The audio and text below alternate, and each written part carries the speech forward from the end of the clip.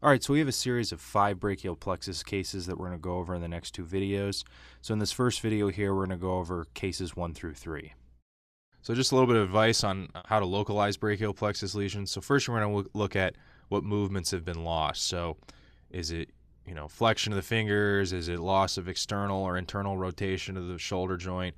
And so then what you want to think about with those motions lost is what muscles are responsible for those movements, and so those are muscles that are likely denervated. And so then you want to think about, well, what nerves innervate those muscles. So then your suspicion is that these nerves are injured, or the area of the brachial plexus that these nerves originate from is injured.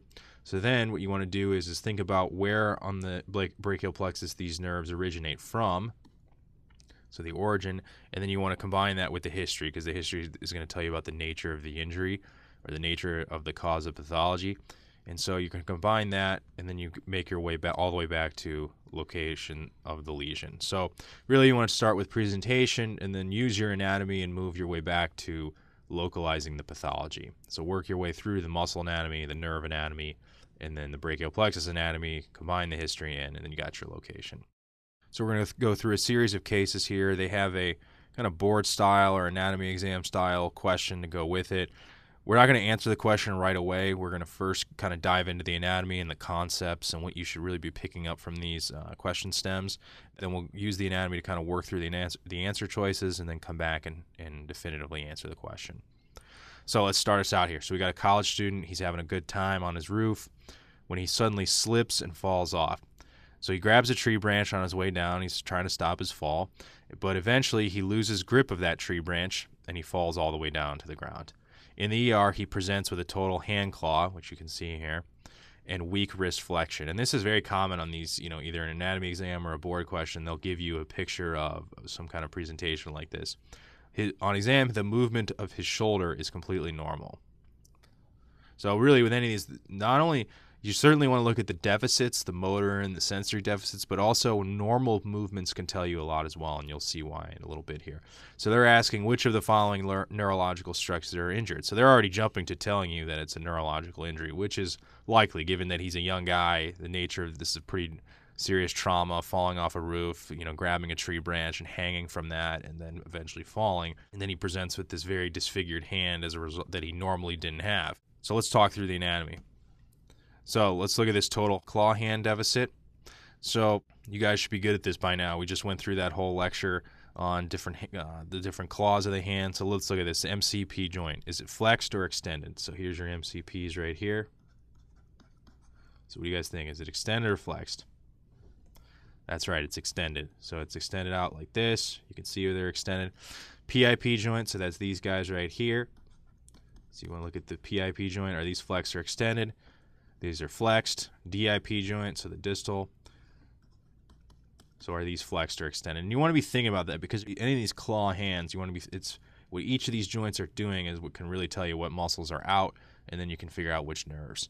So the DIP joint is flexed as well. And so if you look at this model here, this is very similar position to what we have here. So you have your MCP joint here, PIP joint here, and then your DIP joint here. What you're looking for is a muscle that can flex here and then help extend out here, because they're not able to extend because they have their fingers flexed like this, and then they're not able to flex the MCP joint because their fingers are extended out like this at that joint. And so what's responsible for all three of those motions in one muscle is the lumbricals, or a group of muscles, the lumbrical muscles, and they flex the MCP joint and they extend the PIP. So what's their innervation? Just to review, first and second. So here's your first and second right here. These guys are the median nerve, and then you have your fourth and your third here, and these guys are the ulnar nerve.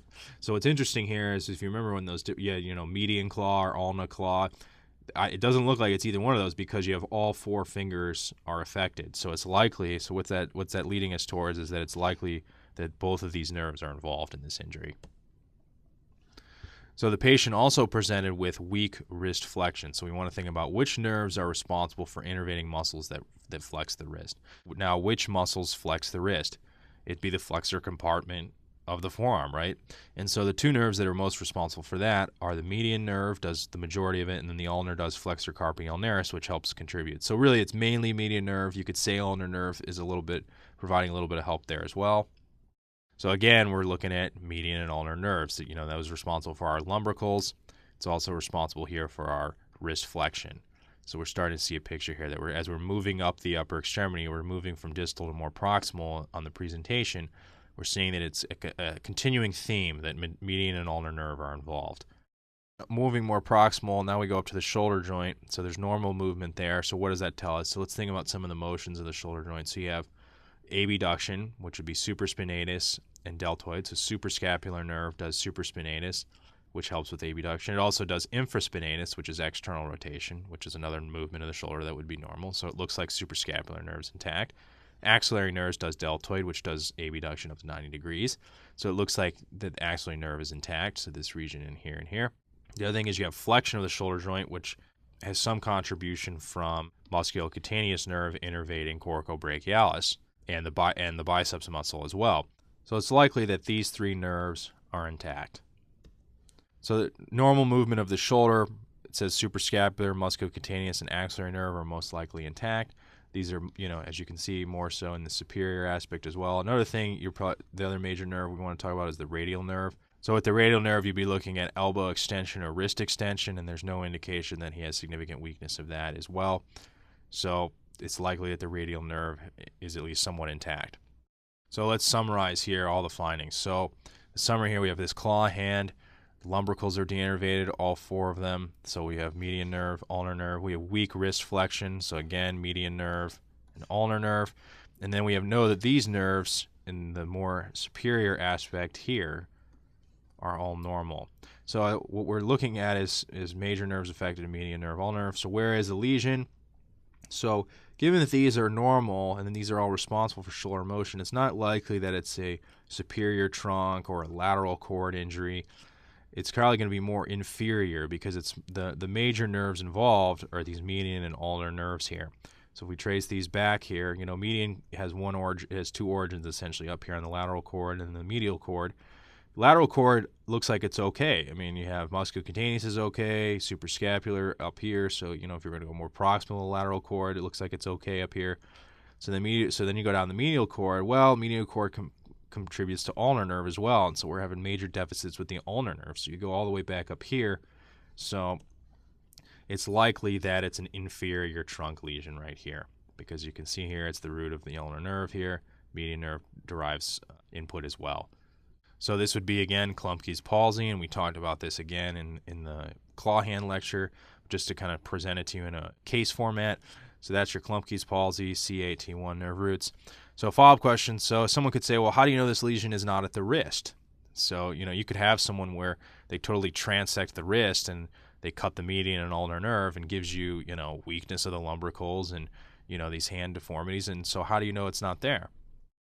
And the reason you know that is that flexion at the wrist would be intact. So if you cut here, so if you were to cut where, the ulnar nerve is traveling in here and you cut the median nerve here, if you cut these nerves, sure, you'd have denervation to the lumbrical muscles and the thenar eminence and the hypothenar eminence and the interossei muscles.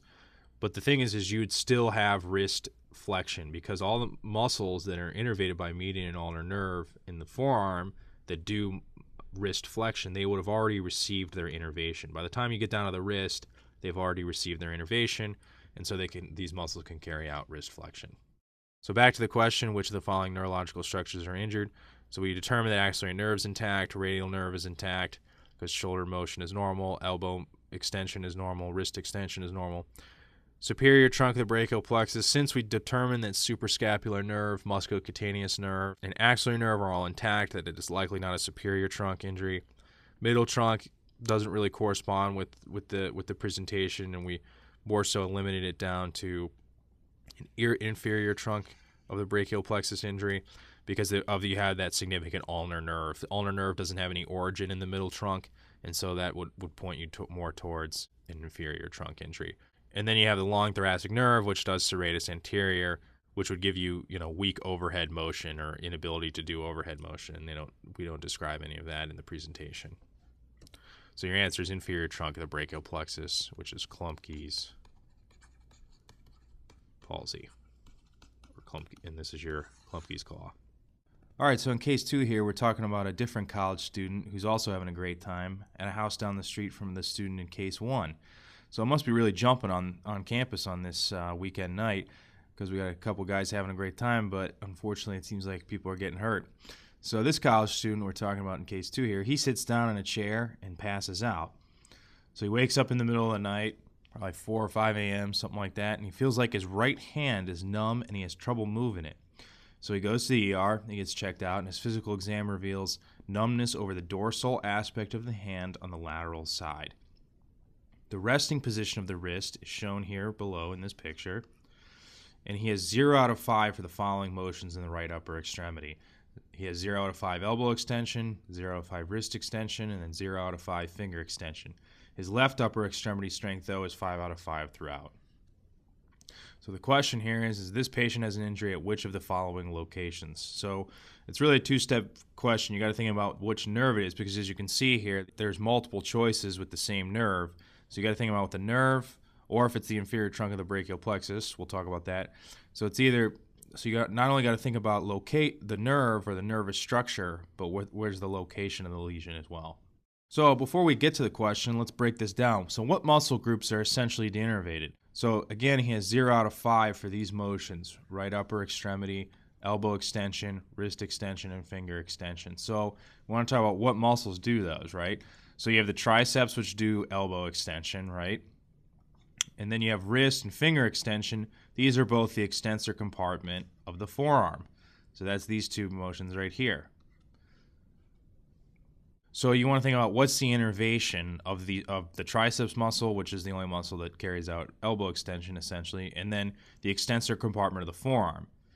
And in both cases, that's the radial nerve. The radial nerve innervates through the triceps muscle, and then the radial nerve goes on to innervate the extensor compartment of the forearm. So the radial nerve is responsible for all 3 of these motions. So at this point, I think it's pretty clear that it's a radial nerve.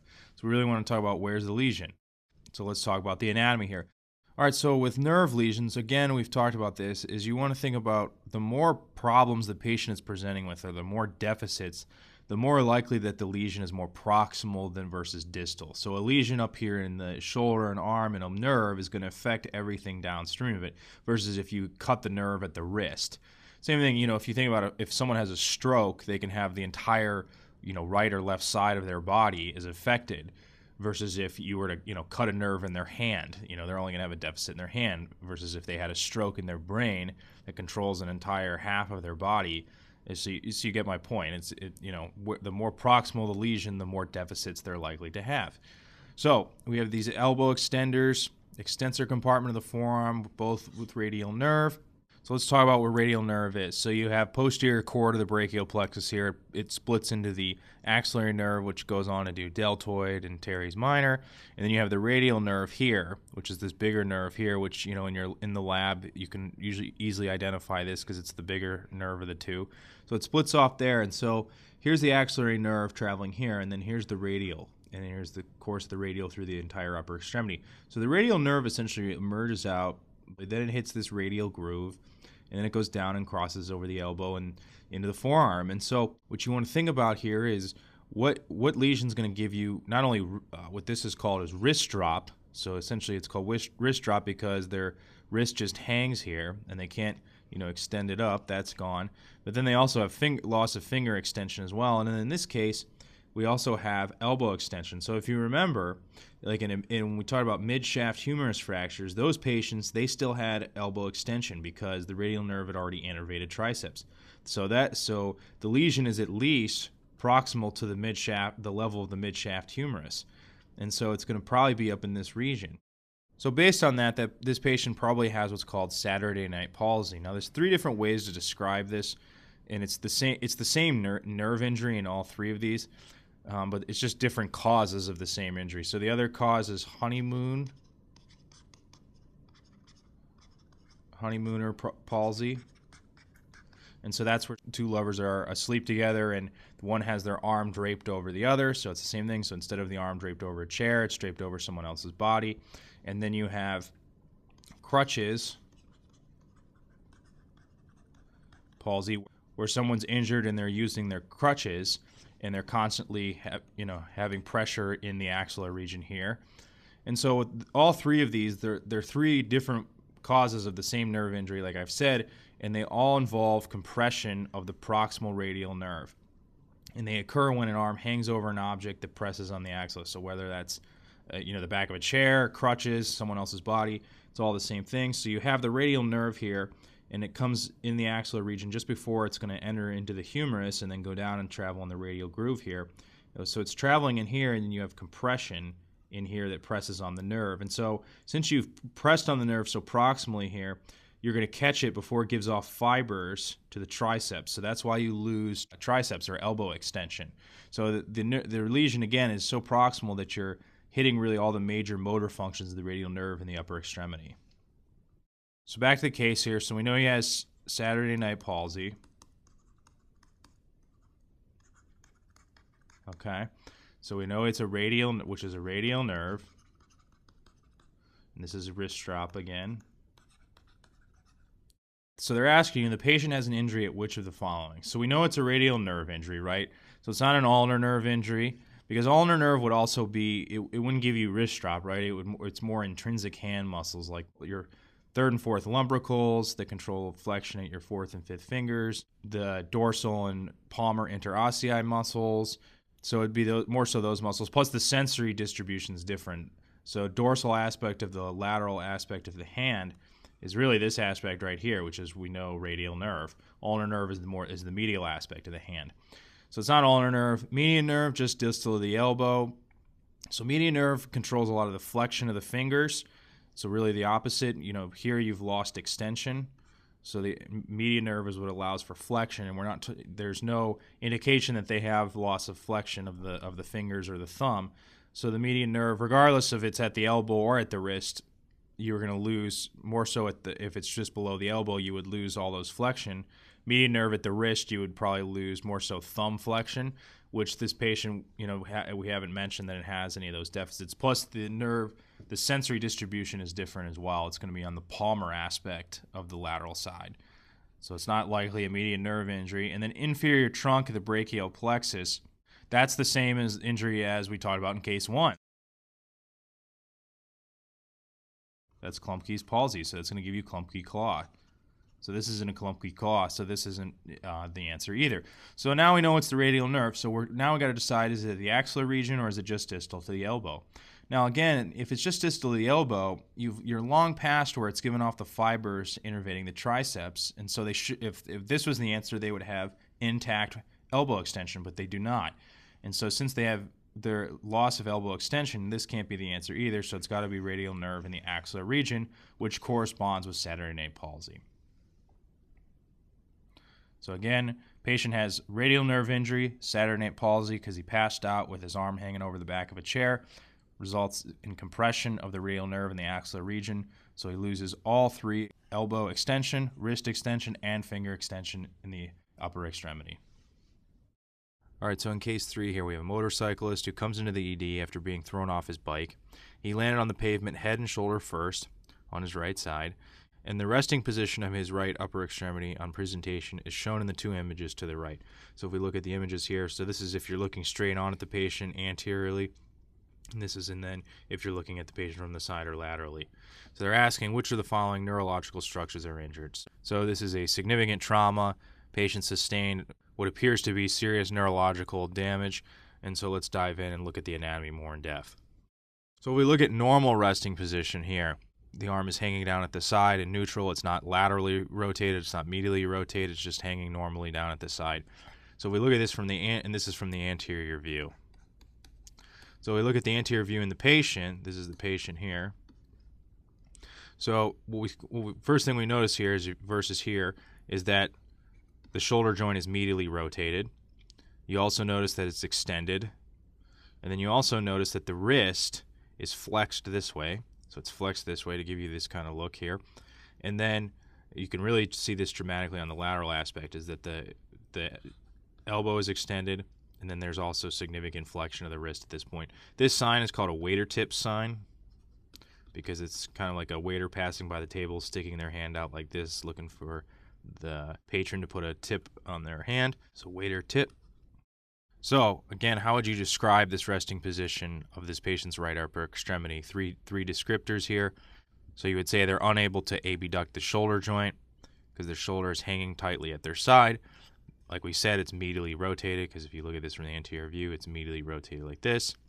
And then the forearm is extended, so we've shown this here, and it is also pronated. So this would be supination here, with the hand, palm of the hand pointing outward, versus in our patient we have, on this anterior view, we have pronation, because you have the hand turned where the palmar aspect points more posteriorly, and then the dorsal aspect is pointing at us anteriorly. So again, unable to abduct, it's medially rotated, and then extended and pronated. So what does that mean? Let's go through each of these. So the patient is unable to abduct the shoulder joint. So what two muscles are affected? So it's basically what two muscles abduct the shoulder: the deltoid and the supraspinatus. What is the innervation for each of these muscles?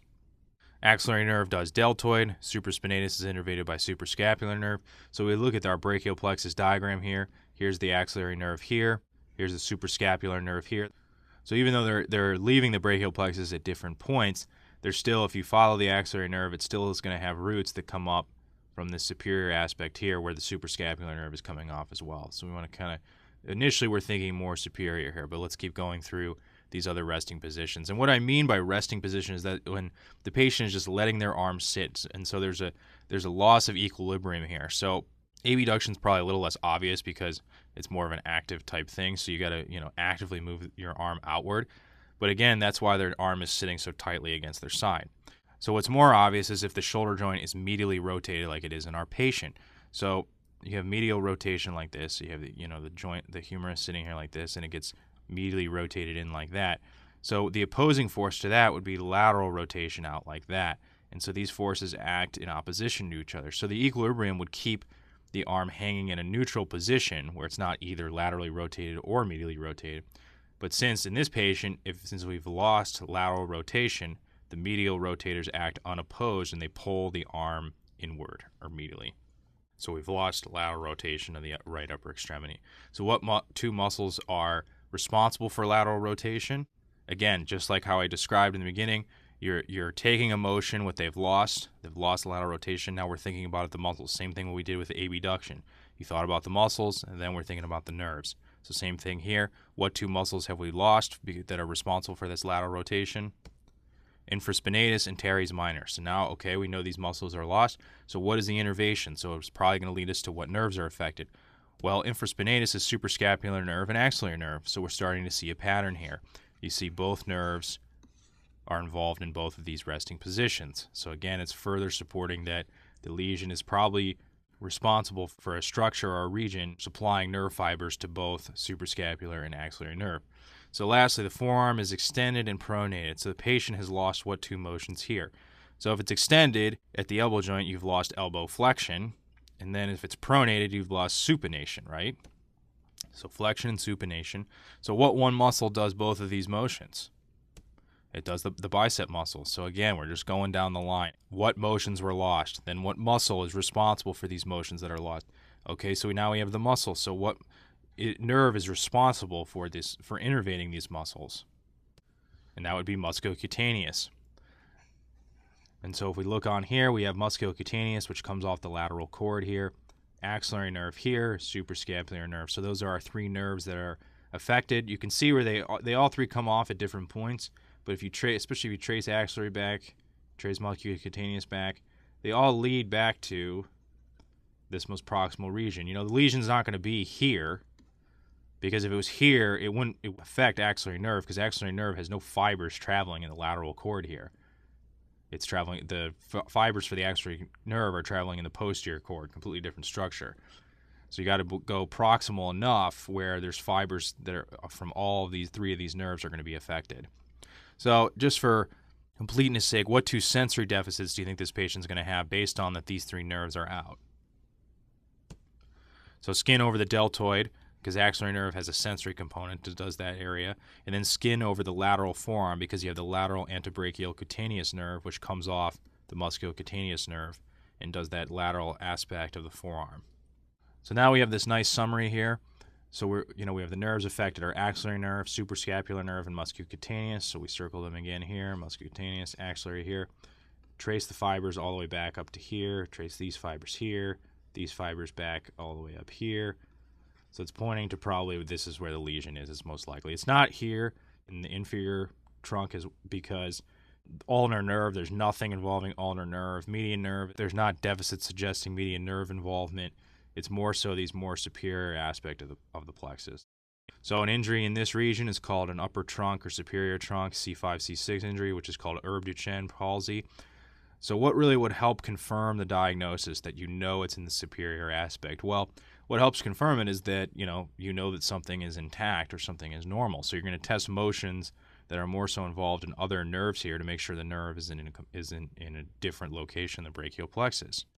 So by confirming this, you would test that the following motions are normal. Extension at the elbow, wrist, and fingers would be radial nerve, so you know that the radial nerve is intact, which is shown here, coming off this way, off the posterior cord. And then flexion at the wrist, so median and ulnar nerve. So if you know the median and the ulnar nerves are intact, then you know that these other regions, the posterior cord, the medial cord, the middle trunk, the inferior trunk, these areas are more likely to be intact. So now we go back to the question, which of the following neurological structures is injured? Axillary nerve. Sure, there's involvement in axillary nerve, but it's not. Axillary nerve doesn't give you this entire presentation. If it was just axillary nerve, you wouldn't be able to abduct. So that's out. We confirm that radial nerve is intact because they have normal extension. And then since this is an Erb Duchenne palsy, we have a superior trunk injury. That's our lesion. The middle trunk, the nerve root for the middle trunk is C7, and the nerve that has a significant origin there is the radial nerve, which we determined is okay or intact. So it's not likely that it's a middle trunk injury. Plus, this would be less likely to have suprascapular nerve injury or musculocutaneous, so it's not likely that. Inferior trunk ulnar nerves, the major one coming off there, and that's intact, so it's not likely that it's inferior trunk of the brachial plexus. And then you have long thoracic nerve, which innervates serratus anterior, helping stabilize the scapula, and so it's not likely that either. So the answer is superior trunk of the brachial plexus, Erb Duchenne palsy. All right, and that closes out the first video covering brachial plexus cases 1 through 3. In the next video, we're going to cover the last two brachial plexus cases 4 and 5.